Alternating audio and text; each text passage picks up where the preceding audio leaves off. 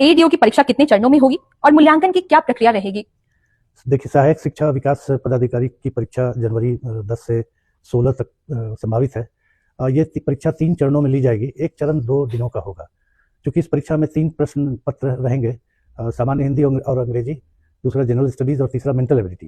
तो एक दिन में फर्स्ट सिटिंग और सेकंड सिटिंग परीक्षा होगी और दूसरे दिन फिर फर्स्ट सिटिंग में परीक्षा होगी। इस प्रकार एक चरण 2 दिनों में संपन्न होगा, 10 और 11 को। फिर दूसरा चरण 12 और 13 को संपन्न होगा और तीसरा चरण 15 और 16 जनवरी को। 14 को तिल संक्रांत है, इसलिए उस दिन परीक्षा का आयोजन नहीं किया गया है।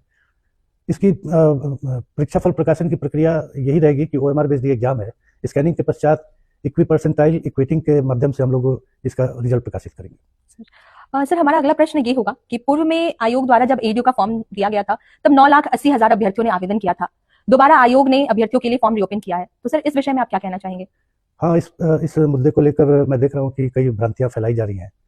एक्चुअली क्या है कि सुदूर भूतकाल में आयोग को ऐसा अनुभव हुआ है कि यदि आप मूल विज्ञापन में कोई परिवर्तन करते हैं तो आपको फिर से रिओपन करना आपकी बाध्यता है। एक परीक्षा में ऐसा हुआ था कि विभाग के कहने पर मूल विज्ञापन में थोड़ा परिवर्तन हुआ था, लेकिन फॉर्म को रिओपन नहीं किया गया था। तो कुछ अभ्यर्थी हाईकोर्ट चले गए कि परिवर्तन के बाद मैं भरना चाहता था लेकिन मुझे अवसर नहीं दिया गया। तो हाईकोर्ट ने उस पर डिसीजन दिया कि नहीं, आप फॉर्म रिओपन करके जो इच्छुक है उनसे फिर फॉर्म भरवाइए, तब एग्जाम लीजिए। ऐसा एक और परीक्षा क्यूरेटर का रिजल्ट हम लोग 10 दिनों में देने जा रहे हैं।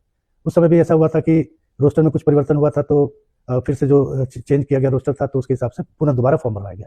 तो आयोग अपने मूल विज्ञापन में अगर कोई परिवर्तन करता है तो हमारी बाध्यता है, मैंडेटरी है, कोई ऑप्शनल नहीं है। मिनिमम 1 सप्ताह के लिए हमें फॉर्म रिओपन करना है, कोई भरे चाहे नहीं भरे। इसको लेकर कई लोग भ्रांति फैला रहे हैं कि किसी के लिए 9,80,000 कैंडिडेट आ चुके हैं हम और किसी के लिए अब थोड़ी आमंत्रित करना चाह रहे हैं कि और लोग आए। पर्याप्त समय दिया जा चुका था, लेकिन अब चूंकि हमें देर से आयोग में पारित हुआ कि 3 फेज में एग्जाम लेना है, चूंकि 9,80,000 कैंडिडेट का हम एक बार में एग्जाम ले नहीं सकते और ये परिवर्तन की सूचना हमने दिया, शुद्धि पत्र निकाला मूल विज्ञापन में, तो हमें फॉर्म को 1 सप्ताह के लिए रिओपन करना ही है। मैं अभ्यर्थियों से अनुरोध करूंगा कि किसी भ्रांति में ना आए। ये एक मैंडेटरी प्रक्रिया है जिसका पालन आयोग को करना ही होता है। सर, हमारा अगला सवाल ये है कि एडीओ परीक्षा में नेगेटिव मार्किंग या मार्किंग को लेकर अभ्यर्थियों में काफी बहुत सारे प्रश्न हैं और अभ्यर्थियों के बीच में बहुत कंफ्यूजन है, तो सर उस पर कुछ प्रकाश डालें। सर देखिए, जीएस और मेंटल एबिलिटी का जो परीक्षा है उसमें नेगेटिव मार्किंग तो ये सभी को पता है। मेनली कंफ्यूजन इस बात को लेकर है कि हिंदी और अंग्रेजी में भी नेगेटिव मार्किंग है कि नहीं। तो यह विज्ञापन में बहुत स्पष्ट दिया हुआ है, हिंदी और अंग्रेजी में भी नेगेटिव मार्किंग है।